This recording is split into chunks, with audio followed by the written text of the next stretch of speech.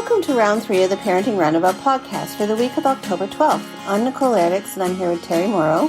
Hello. And Catherine Haleko. Hello. We're mums of teens and young adults, and when it comes to parenting, we've been there, done that, bought the t-shirt. But we're still waiting for that day that we'll reach the finish line and have no further need to lay down in a dark room with a wet rag over our eyes worrying about something or other. Wednesday is complaint day here on Parenting Roundabout, and today we're complaining about how stuff keeps breaking and breaking and breaking. It just never seems to stop. And yes, this is part 2 of a series. It seems like we're creating. Never-ending series. So, I have a quick little story, and you have a dramatic story. It is actually quite dramatic. Yeah. So, over the course of the last 6 months, yes, we have been having things continuously break over and over again, but none has been quite as dramatic as our last situation that was actually quite serious and a little life-threatening, but we were on the way to, we were going out of town, and we were on the way to see my son, who lives 3 hours away from us now. And we were on a very, very busy freeway in my daughter's car. That's a whole other story, but it was an extremely busy freeway. And we were about half an hour into our trip, and the roads in Southern California are horrendous. Just kind of a little backstory. Absolutely horrendous. Like, they are not smooth whatsoever. It's like, it feels like you're driving on a dirt road all the time. So anyway, we just seemed to have hit this rough spot, and the car was shaking, and there was noise, and my husband goes, "Do you think that's the road or a tire?" And I said, "I think it's the road." Try changing lanes.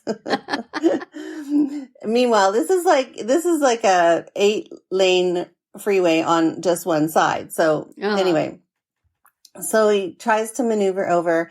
At the same time, this truck comes flying by and is driving parallel to us and starts honking at us. And we look over, and he's pointing down at our tires. And my husband looks out the rearview mirror and sees smoke coming from, like billowing from, this one of our tires, the back tire. So we're like, "Oh my goodness, it's not the road, it's the tire." So then he tries to maneuver across all those lanes of traffic and then pull over on the shoulder of all those lanes of traffic, which is probably more dangerous than actually driving on the freeway. Yeah. And looks out, and sure enough, our entire back rear wheel blew apart. Like, it literally the entire tire just split apart. And we were like, "Oh my goodness." Like, that was crazy. And we didn't expect it because the treads were still fine. Like, there was no issues with them being worn out or anything, but it just blew. It was like, wow, I've never had that happen. I hope it never happens again.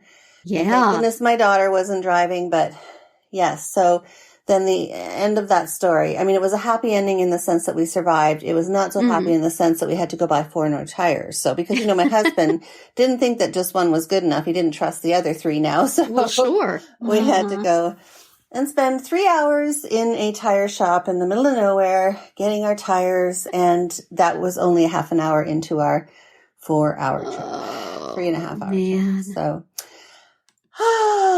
So then we say to ourselves, what next? What else? But Catherine, you also have something too that's going awry in your house, correct? Yes. So 8 years ago, we redid our kitchen. So that meant all new appliances, including the washer and dryer, which I have discussed at length previously. So almost from the start, the refrigerator was problematic. It just, it would freeze some stuff in the refrigerator, or it would, just stop cooling, and then everything would, it would get warm.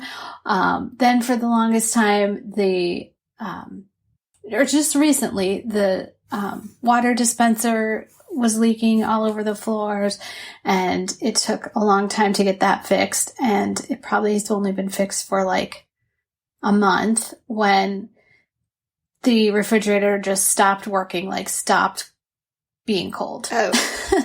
Right. So you had one job. Right. One job, and it was not doing it. And, my husband for years has been like, I hate this fridge. We're getting a new fridge. This is stupid. And I'm always like, we should fix it. So we fixed it many times. And so this time he's like, I do not care if it can be fixed. It is getting thrown away. We are not doing this again.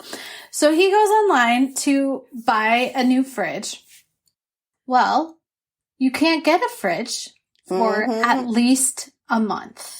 I don't know if this is a pandemic thing or just what, but he checked like 3 different stores. He checked all different, brands and options. And, so the minimum was like 4 weeks to get a fridge. So now we have an extra fridge in the basement, but it's, and a deep freeze. But they're both not that big and full of stuff because, as my husband is yelling at me because I insist on getting the fridge fixed all the time, I'm yelling at him for always buying so much food that we have to fill up the extra refrigerator and freezer. So we definitely did not have room in the backup fridge for all the stuff from the main fridge. So then he comes up with the idea to rent a fridge, which I actually thought was pretty smart. But assuming that he would get a small one. Oh, no. No. Oh, no. They only have like a big, like one the size of the one we are getting rid of. But of course, the old one is still in the house because we can't get rid of it ourselves. Yes. We have to wait for the new one to be delivered, and then you take away the old one. And then, so he gets the rental. Well, the rental place could deliver it, but not for like a week and a half. So he then has to find a friend who has a trailer who can go pick up the rental so we don't have to wait a week and a half for the rental. Easy. And then squeeze the rental through the door into the house. And then he was going to put it in the kitchen, and it was so big. I said, why don't we just put it in the dining room? So now we have this giant white fridge in our like brown wooden dining room. It is really attractive. But, it's a lot easier than having to go up and down the stairs to the far end of the basement every time you need something. Well, that's looking at it in the bright side. Although that could have been a good weight loss plan. Oh my God. I would have avoided getting food that far. So that's our story. So now, if you figure we replaced 6 appliances when we did the kitchen 8 years ago, and now 3 have had to be replaced. Like, that just doesn't seem right. No, it does not. I think appliances should last longer than 5 to 8 years. They absolutely should. But here's something you'll find of interest. My husband researches new refrigerators. He gets on Consumer Reports and all over the place and finding the best one. Allegedly, the best one, it comes with a built-in Keurig. Oh. What? It has your refrigerator? Yes. No way. So it has a water dispenser, an ice dispenser, and then it has a little spigot that can have hot water. Oh, and you can put actually a Keurig, capsule pod thing in it. What? That's cool. So I said, isn't that just one more thing that can break? Absolutely. And he said, but look, on this list it's the best one, on this list it's the best one, on this list it's the best. I'm looking right now, actually. Whoa. Wow. That is quite the fridge. Not the cheapest one, I'm guessing. No. No. By no means at all. I'm not sure I like it, but that glass door where you can see everything inside. Oh, the one we're getting does not have that. And I also nixed the one that has like the giant screen, you know, where you Oh, can, yeah. No. It's like, no, please. No, I do not want that. It would be another device to hook up to your Yes, to your Wi-Fi. Exactly. That's right. So now, Wow. Terry, do you have? Well, I feel like Anything you're breaking? doing better than me with the appliances because you're having this over the course of 8 years. We got new appliances like a couple of years ago, and the dishwasher is already breaking down. So I think I said here before that the top rack broke one of the little things that. I mean, these were not cheap. These are KitchenAid appliances. They should have been super good. Yeah. But some little dinky piece of plastic broke, and then the top rack would not go in and out. So we just had to jam it in. And my husband's been hand washing glasses. So that was fine. You know, this was like in the height of the pandemic and the lockdown, and you couldn't get anybody in anyway. And if we could, we wouldn't want them. So, you know, we could live with that. But then not too long ago, it just stopped working entirely. So I went online and I thought I went to the KitchenAid site and then went to the KitchenAid repair. And, you know, they said you can make an appointment. So I made an appointment for like a week ahead, and that was great. And then I got an email from them, and I'm looking at the site again, and it's like KitchenAidRepair.com. And at the bottom it says, we are not affiliated with KitchenAid. We're just a place that repairs. So I'm like, well, this doesn't sound good. So I called them up and talked to a guy and said, who even are you? And how do you have repair people all over the country? Oh, yeah, we got repair people all over the country. I said, well, are you like affiliated with different repair places? And they said, no, they're all our people. I'm like, this does not sound right to me, but you know, okay, it was a day my husband was going to be home, so it wasn't like some strange weirdo would be coming to the house when it was just me. So anyway, a week goes by, the day for the appointment comes, our window comes and goes, nobody comes. So my husband called to say, when are they coming? And I could hear that it was the same guy because he had a very deep voice, said, oh, sorry we didn't tell you, I see we don't have anybody in your area. I talked to this guy on the phone. What the heck? We should have told you we don't have anybody in this area. So and at the same time, we had a service contract with Best Buy for these appliances because I just thought this will keep me from worrying. I'm just going to pay the money to do this.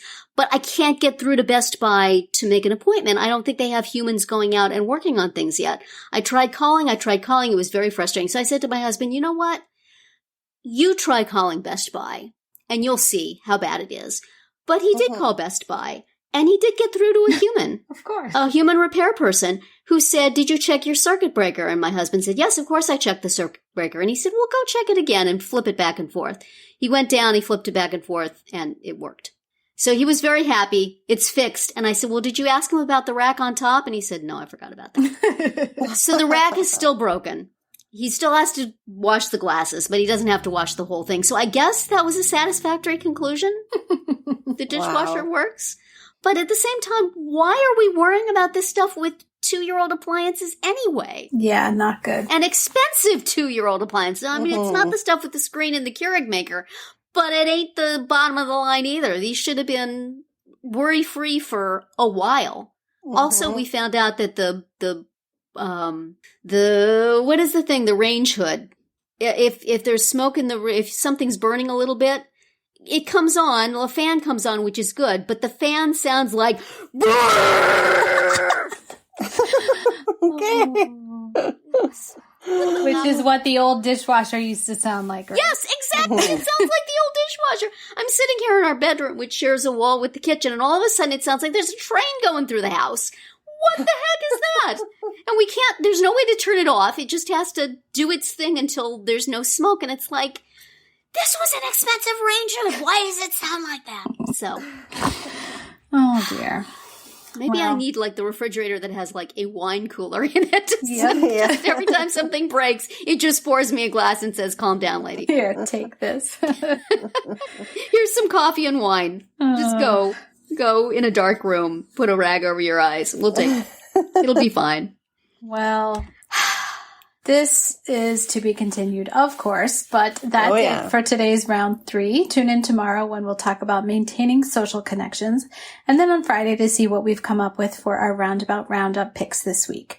Find all our episodes at parentingroundabout.com and talk back in the comments there, on our Facebook page, or on Twitter, where you'll find us at Roundabout Chat.